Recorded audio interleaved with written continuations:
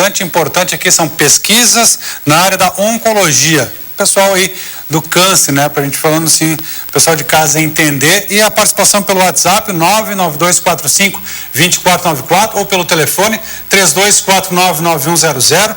Nós estamos aqui no estúdio com o pesquisador e oncologista, doutor Juliano Borges, que está aí gentilmente atendendo, né, a população, doutor.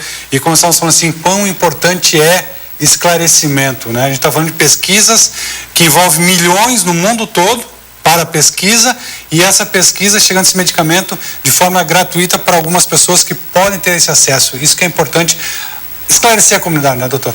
É importante desmistificar ou tirar a correlação direta que muitas pessoas ainda fazem. Tem câncer, tem que fazer quimioterapia. Isso não é mais uma verdade. A gente tem como personalizar e individualizar o tratamento.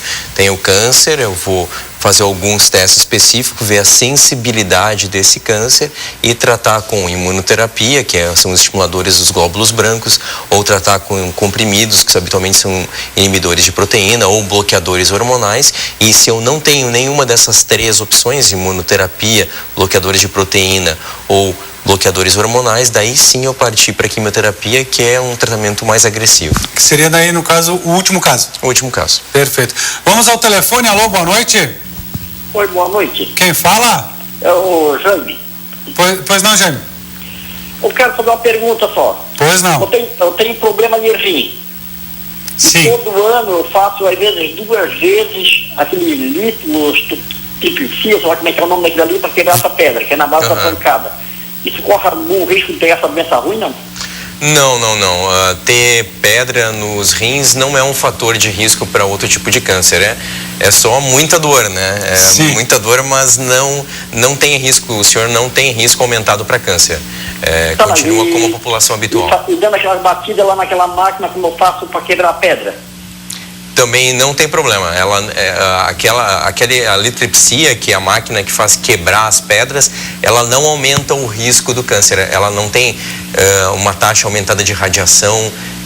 A litripsia não é um fator de risco. Pode continuar fazendo esses procedimentos para evitar que a pedra aumente e tenha obstrução, mas isso não aumentaria o seu risco para câncer. Pode ficar tranquilo. Obrigado, Jaime. Ok, obrigado. A pergunta aqui da Silene, doutor. Como surge o câncer da proteína no caso do câncer de mama? Como é que é essa questão aí? A grande maioria dos tumores associados com alguns marcadores de proteína, o mais evidente atualmente, que é o câncer de pulmão, ele está associado não ao cigarro. Então seria os tumores associados com alguma herança, alguma predisposição genética, que a gente não consegue identificar muitas vezes qual seria a característica específica, e isso estaria aumentando o risco para esses tipos de tumores associados com proteínas. Perfeito. Aqui segue a pergunta, a Karine está com o pai dela, estão acompanhando, estão vendo o programa e discutindo aí sobre essa questão dos assuntos. E ela gostaria de saber se uma pessoa que já teve pneumonia ou tuberculose tem mais predisposição ao câncer, ou isso não influencia, doutor? Não, também a tuberculose e a pneumonia não aumentam o risco para o câncer, mas pode ser uma apresentação do câncer, né? Então, em pacientes, principalmente que fumam, depois dos 50 anos e tem uma pneumonia, deve ser investigado, depois ser feito um raio-x de controle até desaparecer aquela alteração da pneumonia no raio-x, para excluir que não seja um câncer, mas não que ele cause o câncer. Ele pode ser a apresentação. O câncer pode surgir como uma pneumonia, mas a pneumonia não causa câncer. E doutor, a gente está falando sobre essa questão dos exames, né, da prevenção ao câncer.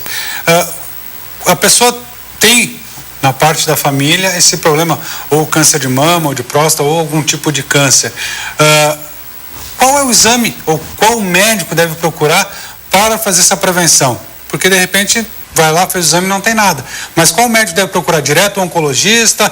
Ou, vamos supor, na rede de saúde, vai direto no clínico geral e diz que gostaria, porque tem essa predisposição? Como é que funciona essa questão, doutor? Isso, de uma forma geral, o médico de família, ele poderia fazer todos os testes e avaliação de prevenção.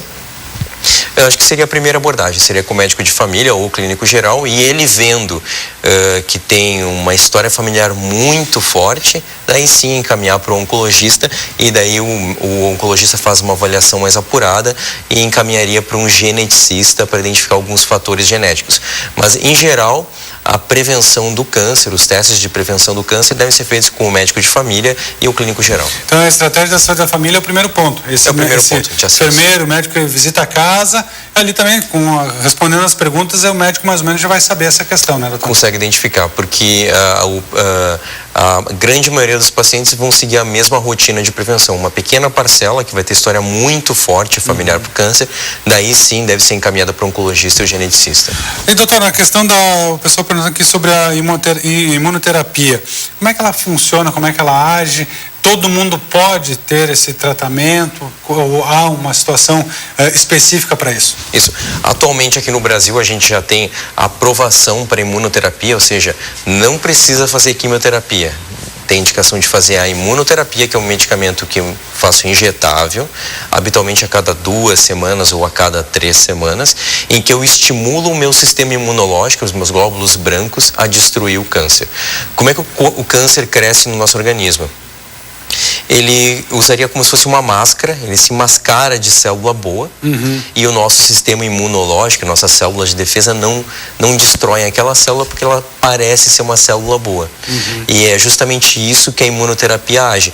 Ela tira aquela fantasia de bom daquela célula, e é uma célula de câncer, e daí o sistema, meu sistema imunológico consegue destruir a célula. Então é o próprio organismo que consegue destruir o câncer, sem ter todas as toxicidades associadas com quimioterapia. Então essa imunoterapia é o próprio corpo destruindo o câncer a partir dessa tirada de máscara, dizendo que tu não é bom, tu tá aqui e não é bom. Isso mesmo. O remédio, de uma forma um pouco mais simples para explicar, o remédio tiraria essa máscara da célula do câncer e o meu sistema imunológico conseguiria destruir a célula. Porque ele vai dizer, tá aqui, esse aqui tá aqui, não devia estar aqui. Isso mesmo. Ele consegue identificar as células do câncer para o sistema, para os glóbulos brancos destruindo. E nessa questão dessa máscara que essa célula do câncer usa, em todos os cânceres é assim? Ele se passa por bonzinho para despistar o corpo?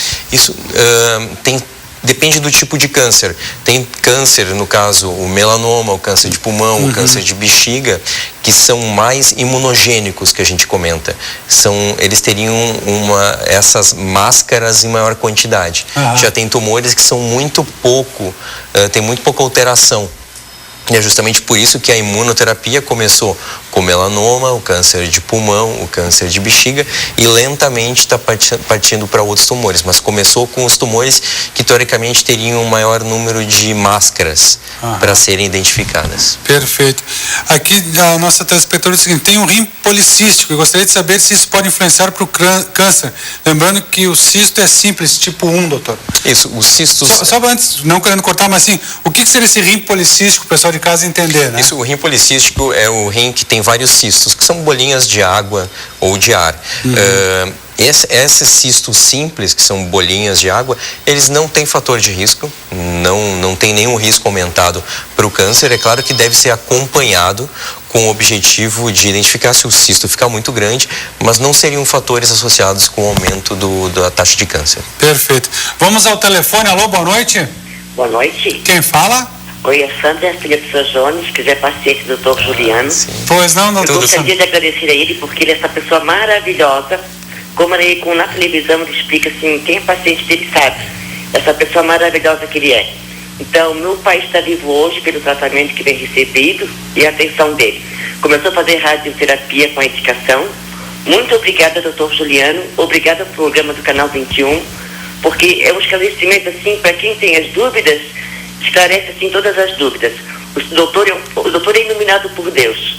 Muito obrigada, que Deus abençoe a sua família e obrigada a sua atenção pelo público do Canal 21, doutor. Um abraço, um beijo, obrigada. Um beijo.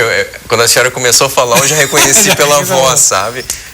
Acho que a gente já acompanha possivelmente há mais de 10 anos que eu conheço toda a família e faço acompanhamento. Então é muito bom escutar esse retorno assim, ao vivo, né? O doutor merece muito mais.